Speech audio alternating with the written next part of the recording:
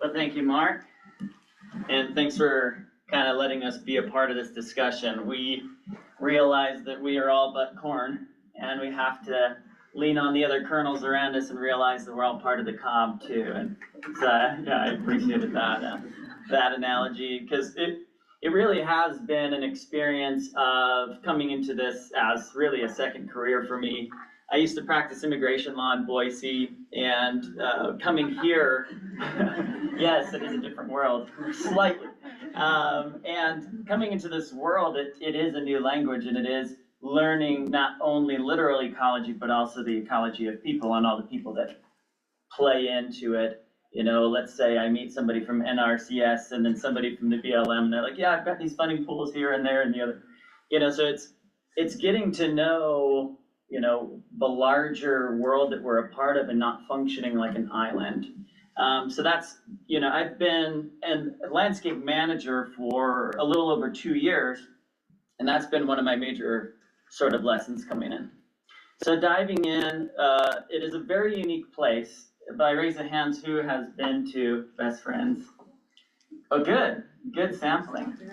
So if you haven't been there, you can see that you're missing out. And just to give you a little bit of an idea, by animal number, we are the largest animal sanctuary in the U.S. And we're right there in Humboldt, Canab. And we have founders that are still there, and they bought this land back in 1984. And so I was born in 85, and so that kind of puts it into context. Now the baton is sort of being passed, and there's a big responsibility for stewardship. And so we're kind of getting into how we do that today. This, of course, is just another lure for you. You can volunteer at a lot of our different animal care areas. And so you can get to know the dogs, the cats, the horses, whatever you're into. And Paul, that you'll hear from after me, he not only helped us with a tree survey of all the trees on the sanctuary and helps me to have actual credentials in what I'm doing, he also volunteers at Dogtown, probably more so than in landscaping. So I'm a little offended, but just to kind of zoom out, we're part of the Colorado Plateau, and we have not only animal care rescue mission as part of our larger focus, but part of the draw of Best Friends is the backdrop, is this place that you go to and it starts to really speak to you. I really appreciated the poetry that we started out with in the first couple of talks, in that there is this understanding of a connection that we have to our surroundings. And this is something where it's very hard not to feel that when you're out there. Those of you who have been out there probably know what I'm talking about. And so just to give you an idea, we have 5 miles of this Kanab Creek riparian corridor. And so we, whether we knew it back in the mid-'80s or not, we are a large part of this discussion that we're all having. And so it has been really significant for us to meet all of you and to kind of get plugged into the larger conversation. So today we're basically, Paula is going to help you to focus on our purple loosestrife mitigation efforts. And I believe that beginner's luck was mentioned a little bit earlier. And coming in, this project was already going on. And Shauna Goldberry, have to give her a shout out. Those of you who have worked with her know that she's a delight. And she kind of helped me to get that biocontrol idea going. And so she told me what beetles to order. And here we are. And then we come a couple of years later and there's no purple out there anymore, and apparently that is a good thing. So Paul will speak more to the sort of that larger framework of invasive species mitigation. And we also, I kind of want to give a snapshot into my department is the landscape department. So my bosses are basically like, hey, make sure that the front facing areas look good. And then from there, if I've done that, then I can get kind of creative, right? And so that's what I did. I went in and I made sure that we had all of our hand watering that was being done before automated. I made sure that we had all these systems running more efficiently. And then I started to pour all that extra time into ecology and landscape management on a larger picture scale. So the first thing that I did was I went in and I sort of made sure that those dumpsters full of horse manure that were going to the landfill every couple of weeks were now coming to the landscape yard, where we now compost it all. And then we use it all around the sanctuary, and we also make compost tea. And 120 gallons, we make about 4 batches a week. And we also started to use our greenhouse, instead of housing sort of sick office plants, we started to propagate native perennials. And so last year, I believe that the estimate was close to 10,000 native perennials we planted out around the sanctuary. And that was all done with the existing greenhouse space that we had. It was just being used for other things. So it was just a question of kind of learning that larger backdrop and what we could do with what we had. So here's a one view. That's called the Disney barn. I believe it's because it was used on some Disney set back in the day. There are just so many beautiful things out there. This is one of my favorite views, and Paul can talk a little bit about this water glyph that is apparently thousands of years old. But if you're sitting here and you're looking out there, it reminds me of the quote that we heard earlier, look to the mountains, right? And this has sort of been, we have elders or founders on Sanctuary that live there, and you can see them in the cafe and these types of things. And in my discussions with one of them named Silva Batista, she told me, like, when you have a question, look to the canyon, and this is just it's just semantics, but we're saying the same thing. And so this is what we do. And when we do that, we start to come up with these solutions, and we start to get some of this beginner's luck that kind of leads us in this larger discussion. So I'm going to turn the time over to Paul, who's going to get into our purple loosestrife mitigation, and I will of course be around. But as I said to you, Lauren, there's an open invitation. Come out and see us, because there's a lot to do. You could go to the cafe, you could volunteer at the animal areas, and I do a tour at the landscape yard every Wednesday, so come out and see us. Here you go, Paul. Thank you, Jordan. Which advances the green one? Down arrow. The down arrow. The down one, okay.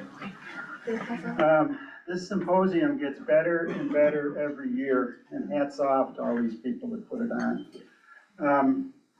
This is going to be an F-35 fighter jet flyover of this loosestrife project.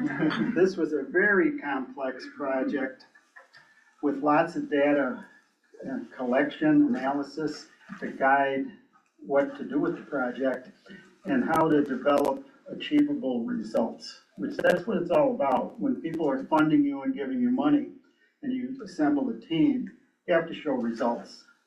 So I'm going to just mention this water glyph.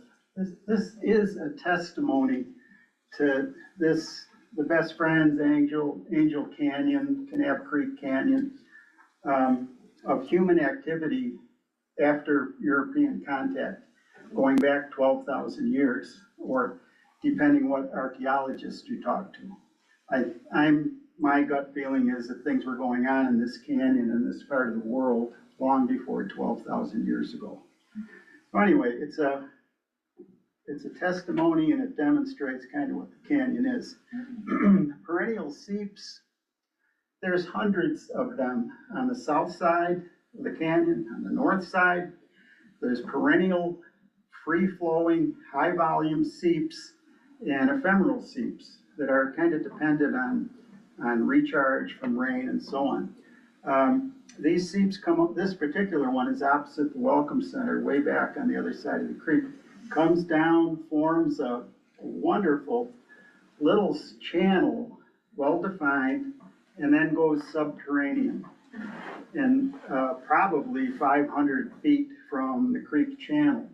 And like so many of these seeps, they're active on the surface for a little bit. The area of influence is quite amazing with the vegetation and the plant communities. And reading those landscapes, what are all these aquatic plants doing in this pocket of high desert sand? And they're all associated with seeps. So Kanab Creek is a dynamic creek channel. It always has been. And it attracts a lot of different forms of flora and fauna, beaver being one of them. Those two dams, the little dam washed out fairly quickly. This one persisted for a year or so, and then a microburst, really localized heavy monsoonal storm took the beaver dam out. But the beaver is still there. There's 5 species of willow that have colonized that canyon post-grazing land use, post-ranch, and have really become a woody forest down in there, along with the Fremont cottonwoods. So the beaver aren't going anywhere anytime soon. And beneficial pollinators, that's part of it. Showy milkweed, there's a couple thousand square feet patch in one of the horse paddocks that this will only grow in moist soil, deep sand, and it's again associated with the seep coming out of the cliff face and saturating that part of the horse paddock. And the number of pollinators has been quite amazing. So invasive plant control and management, this is just kind of a template on what you should be thinking about before you get involved with managing invasive plants. And using the template is good. And the other thing to really think about is to remove eradication out of your planning and your design. Because I think the war is over with eradicating invasive species. So invasive species management, and I put this up, AM or Adaptive Management Framework is an absolutely wonderful methodology. National Park Service has developed it deeply and modifies it. Corps of Engineers, lots of federal and state agencies. And it's an iterative process, which is simply that it never ends. You bring new information into the discussion and the planning phase and to make a better project, and especially at the end of your project, to develop lessons learned. What did we do right? What did we do wrong? And if we know what we know now, what would we do differently? So these things, most people walk away from projects, and you really shouldn't do that. You should go back and revisit them forever to see how they change. Purple loosestrife, this is not the Sanctuary Canyon. This is up in British Columbia somewhere, but it's indicative of the monocultures that appear through the Great Lakes Basin and Ontario and all across Canada. And the spatial scale of that is destructive, but it's just as destructive into small wetland complexes like this Big Lake wetland complex at the sanctuary. This was about an 8 acre site with palustrin emergent marsh and palustrin shrub scrub, open water, and a few other little potholes in there of open water aquatic stuff. It was 80 to 90% aerial cover of purple loosestrife. And again, not the biggest thing to worry about in Utah, unless you have a really species diverse wetland like this one. The loosestrife will provide enough low canopy shade to just eliminate all the good native plants and organisms that live within those healthy native plant marshes. This is one corner of the complex: woodhouse, toad, tadpoles, and Kanab amber snail, which is an interesting species of concern and constantly being looked at. They were all over in this complex. Again, these will be archived. I welcome you to go back and visit any of these slides. And if you wanna take a deeper dive, or someone has a question, Paul, what the heck were you talking about? Or Jordan, what were you talking about? Reach out to us. I love getting questions about any of this kind of stuff that I have hands-on experience with. So the Glaricella calmariensis was the most effective leaf eater and flower eater beetle.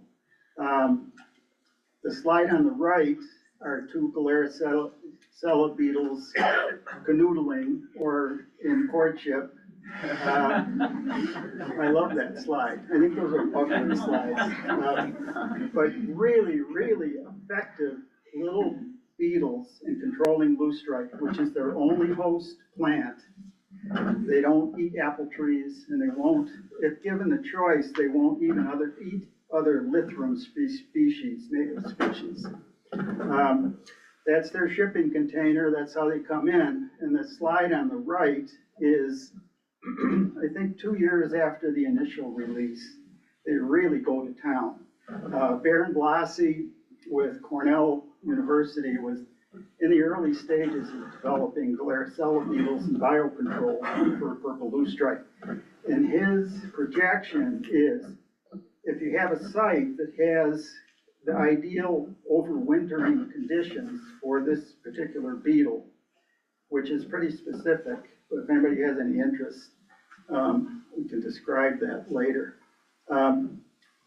Once you introduce them, you can realize if predation with amphibians and birds is marginal, you can realize 90% control in 3 to 7 years. So at Best Friends, it was 90% control in closer to 3 years, 4 years, because there's not a lot of amphibians, and there didn't seem to be a lot of avian predation of the beetles. So the project area is one thing, and it's, again, as Jordan said, it's part of this connection thing that's going on. It's not just Best Friends and the protection and the stewardship that they provide to that 4 or 5 mile riparian corridor. It's part of a bigger mosaic in a complex. It's Grand Staircase, it's southwestern Utah. And you really have to think, in my opinion, about resources and how these things fit into the bigger picture, ecological health and form, function, and process, and trying to scratch away the state boundaries and the county boundaries, and just try and look at how these things are connected. In the presentation this morning about intergenerational communication, that's where it's at. There's some old folks in the audience here. We're not gonna be around to see a lot of this cool stuff that we're working on. It's the little humans that are gonna carry the torch. So anyway, that's my proselytizing for today. And that was up at Best Friends, and I never realized they had blue tongues until I took that picture. So thanks very much.